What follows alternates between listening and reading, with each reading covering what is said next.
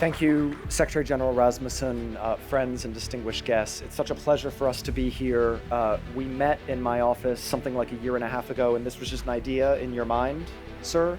And it's extraordinary to see how it has come together and how you are organizing not just a talk shop, but really forms of direct action to protect and preserve and expand democracy and human freedom. So all of us who are here believe that all people want human freedom and human dignity. There are lots of skeptics, though, who aren't in this room.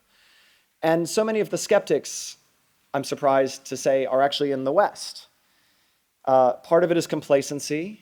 I think part of it is the fact that people thought we won 30 years ago and that this debate, this tireless human age-old struggle between freedom and authoritarian was finished.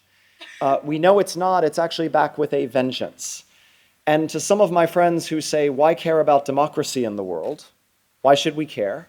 These issues over there don't affect us. I say actually because our competitors and adversaries care quite a lot. The Kremlin and the Chinese party state in particular are working to assault and weaken and subvert democratic practice and open societies.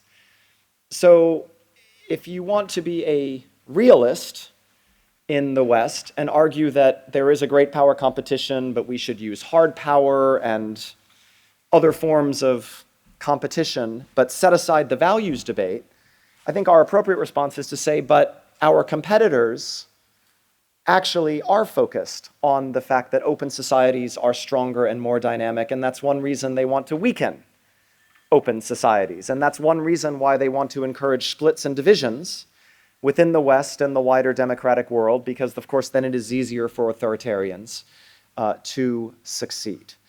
So we should care about democracy, human rights, human freedom for intrinsic reasons, but I think there's also an instrumental case about why we need to restore the belief that saw us through to success in 1989, which is the fact that when people who don't live in Europe or the United States look at our societies, actually what they admire and respect most are our fundamental freedoms and our constant exercise of democratic practice and activity. Democracy doesn't solve every problem in the world. It doesn't create heaven on earth, but it delivers for people. And I think there's a role for all of us in democracies to think about how do we make democracy work better. We also, I think the conversations today capture the fact that we need to focus, as I know the Alliance of Democracies is focusing, on protecting democracy. We used to talk a lot about promoting democracy. In fact, there are over 100 democracies in the world. Democracy has spread the length and breadth of almost every continent and region. But all of us, I think, can do more, including in very developed societies in the West, to protect and preserve our democracies, which are under assault. They're under assault from authoritarians inside our societies who are using digital technologies to have impact. And of course, they're under assault from authoritarians abroad who want to weaken the free world.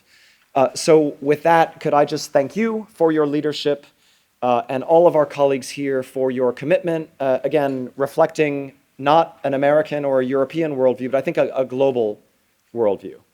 More people live under democracy in Asia today than in any other region of the world. So when we talk about these as Western values, I mean, Indonesians and Indians and Nigerians and others will say, well, that's just not true, as they've been saying today.